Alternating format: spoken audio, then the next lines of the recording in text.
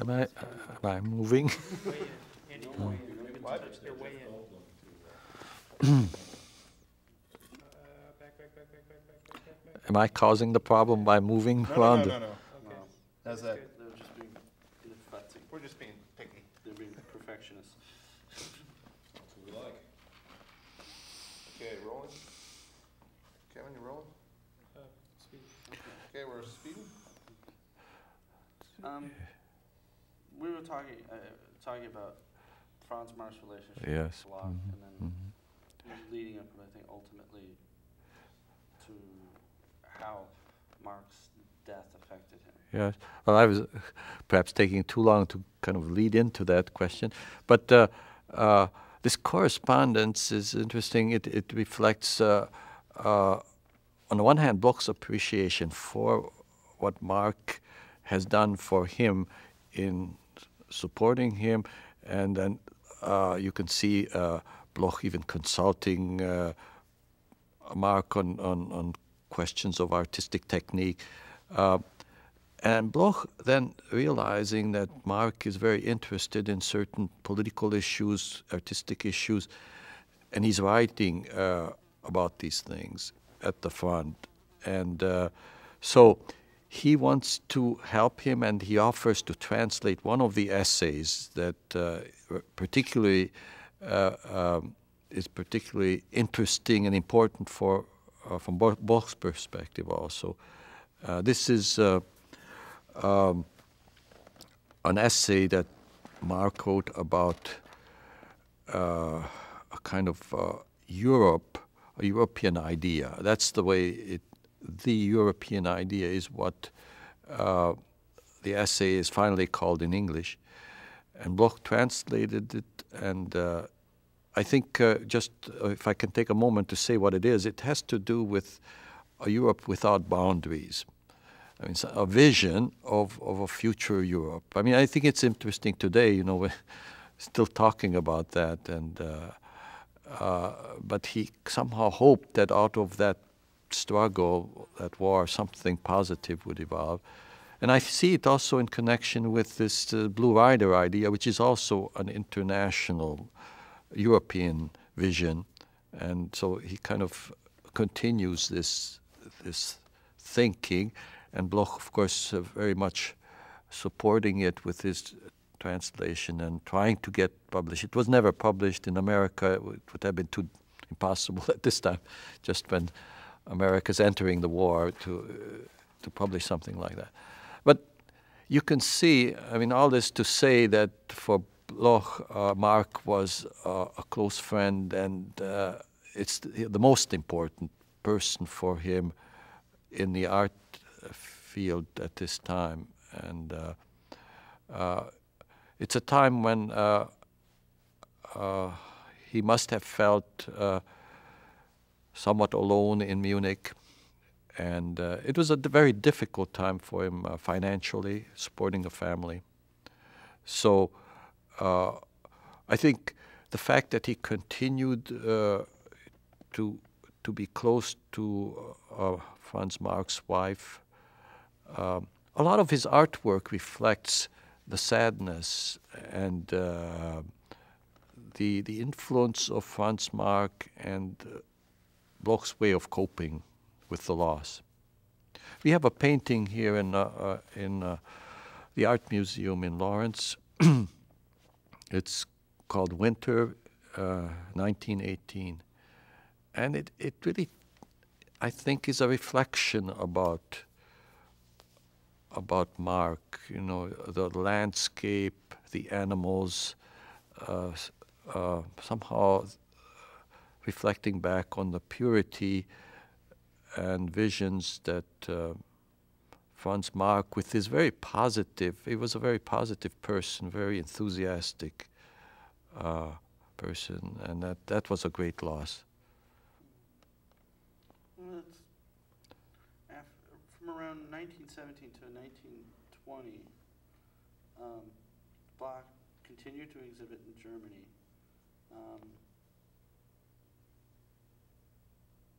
But in 1922, he returns to the U.S. Well, he returned already in 1919. He came back with his family. He went back for a short visit because he had left paintings behind, and he wanted to see if it wasn't possible after all to stay there. But then finally decided he couldn't stay and came back. So that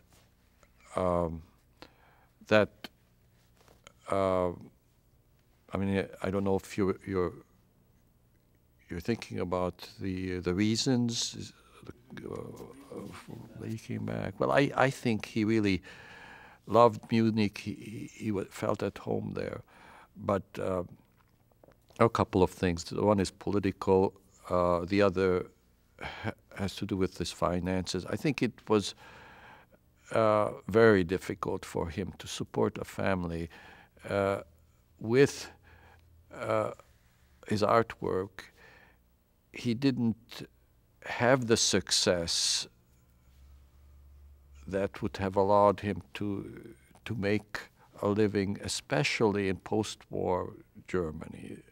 In fact, it came, the politics of that time was such that he was not allowed to have an apartment there as a foreigner.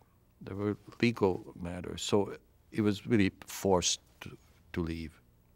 So there are two things. I mean, even if he had been allowed, if it had been possible, he would have had difficulties financially.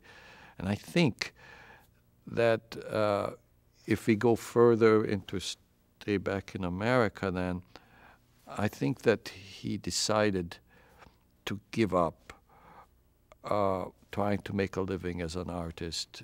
It was he was close to 40 now, and he was prepared to kind of look for some security. How did he find that security when he came back to the U.S.?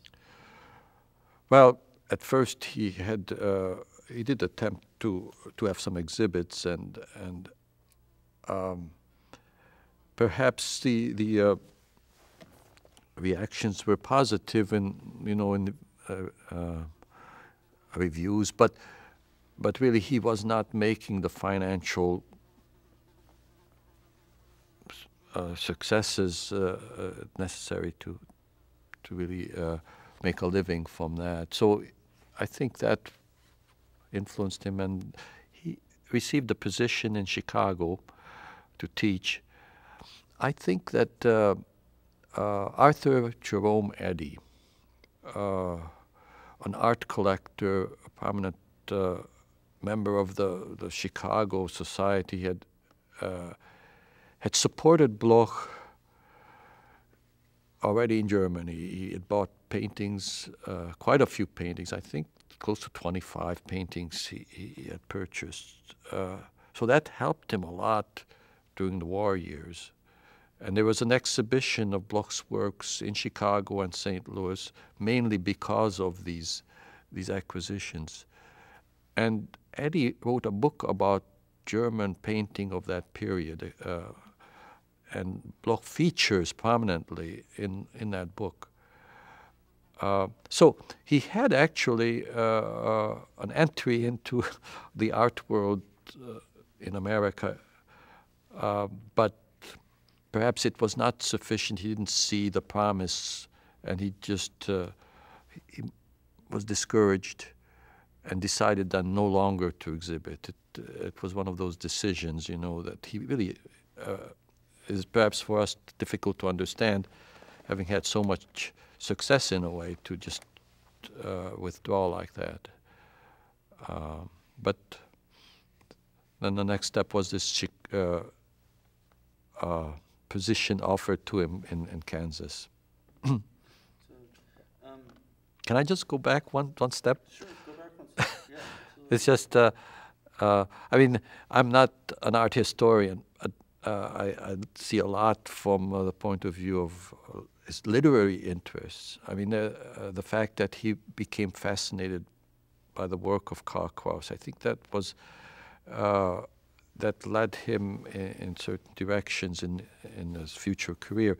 But he also, when you asked about the question on how he dealt with Franz Marc's death, there is a very nice poem in which he writes about Franz Marc and what he meant, and also this vision, this idea that he had a certain innocence that he always expressed indirectly through his art.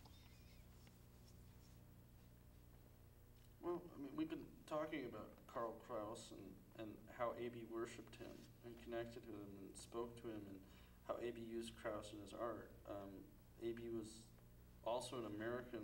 He authorized, he was kind of the authorized translator of Kraus.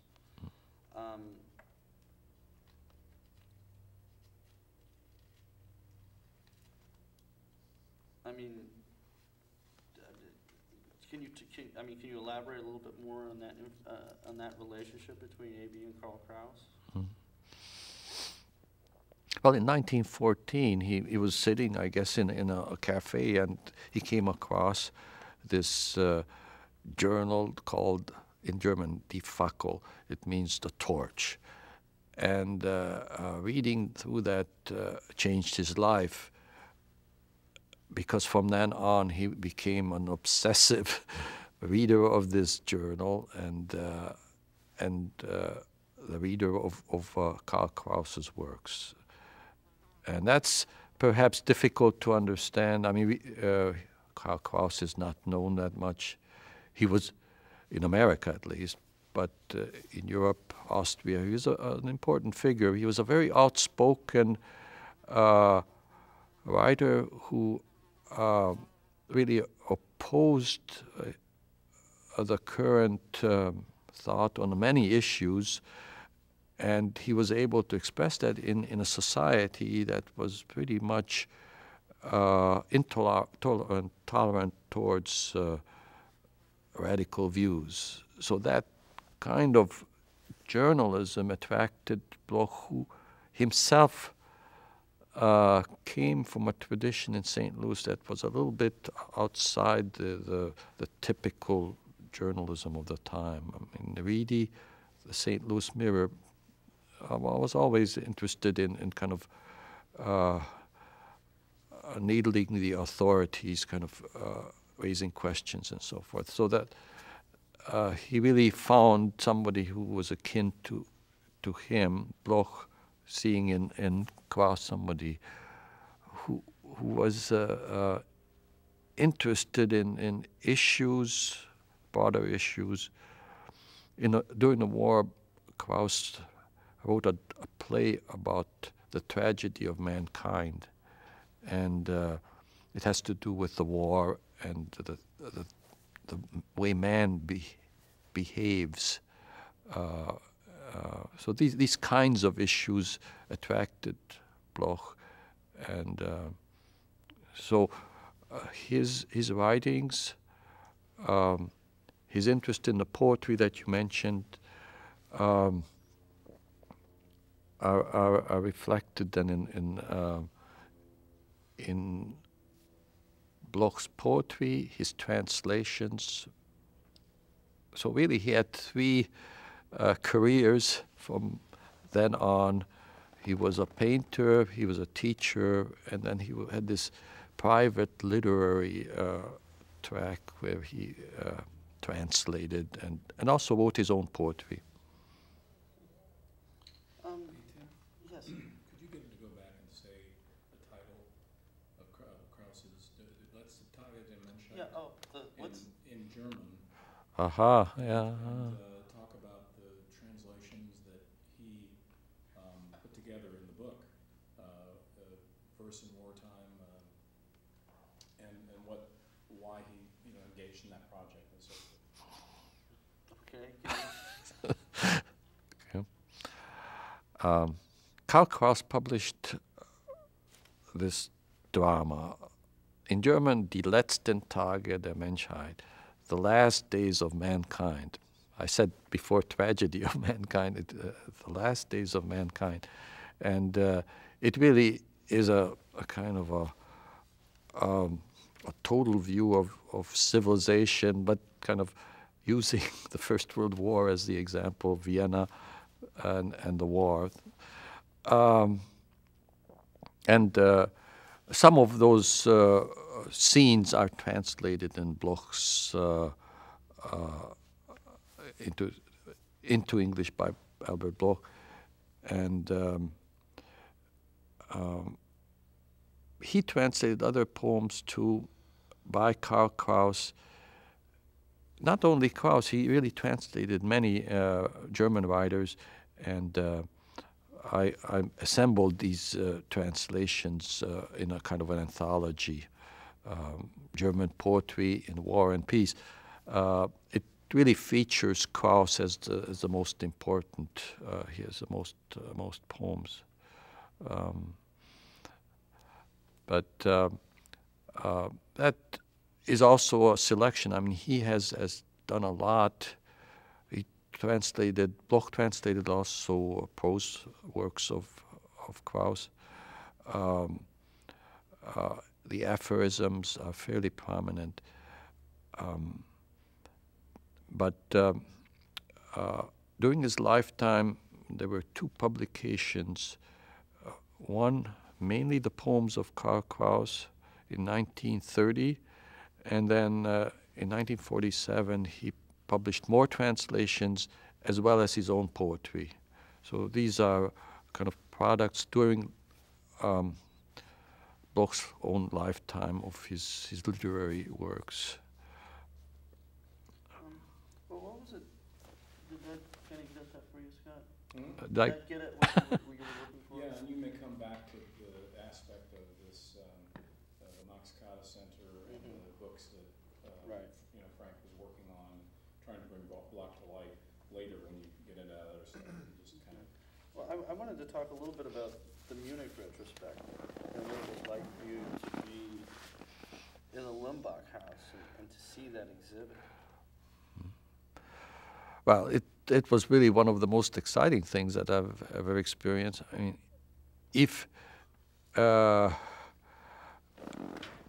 you consider this beautiful museum, Lehenbach House, which is one of the most popular museums of art in Germany, but especially in Munich. It's a beautiful building, and I mean, this is where you can see the major works of Kandinsky and Mark, and this is where we had the Bloch retrospective. And of course, it began in Kansas City, and then it went to Munich. But it was also impressive to see. It was reported on by the newspapers in Germany. When I arrived in Munich, there was this newspaper, Die Welt, had a beautiful color photograph of one of Bloch's paintings and a long article about his work, several illustrations. So it did get a lot of attention and at that time. And of course, there was a catalog. I'm sure you've seen it. And then the companion to the catalog, both books published by Prestel Verlag. That's the most prominent publisher of catalogs in Germany. And they do beautiful work. And it was really exciting to see that showing Bloch. And really not only the early work, which is what gets attention. I mean, in the Lehenbach house, one painting, the boxing match, is always on show. I mean, you can always see it. But here you had really a wide range. And you know that Anna Bloch is always concerned that there's this tendency to see the early work. And look at that. But he evolved, and she considers his later work very important, and it was nice to see that also shown. One of the paintings shown was the, let's see, Winter in the Dead Wood. Maybe you can help me, Scott. The title is Winter in the Dead Wood. Okay, well, that painting is now in Kansas City in the Nelson Atkins Museum. But that painting is very interesting because there's a poem, and we just talked about the last days of mankind. It's a poem about that very thing, the winter in the dead wood, and the dead wood is actually speaking in the poem and talking about the destruction through war. And it seems quite clear that that painting is a reflection on Karl Kraus's poem. So you can kind of see the interrelationship of these things. But we started from the Munich exhibit, but it's just to see these things there. And there were other paintings that I'd never seen before. I believe one came from Switzerland, where he had spent some time. Just to say one word about that, it shows his short visit in 1920 in Vienna, and it shows really different aspects of that stay. And he really wanted to hear Karl Kraus speak. Karl Kraus was not only a person who articulated his ideas in his books, poetry, and newspapers, but he also gave readings, and they were very much appreciated. He was very dramatic, and I think that his presence must have impressed Bloch a lot. So this painting is really about that visit in Munich when he saw Karl Kraus, and I think you have to see that relationship to Kraus also in connection with this admiration for the way he was able to present himself. Kraus was started as an actor, so you kind of see he could be very impressive. I'm sorry you don't have him here. It's okay. I'm going to go ahead and cut for a minute. How are we doing on tape? Oh, we probably got about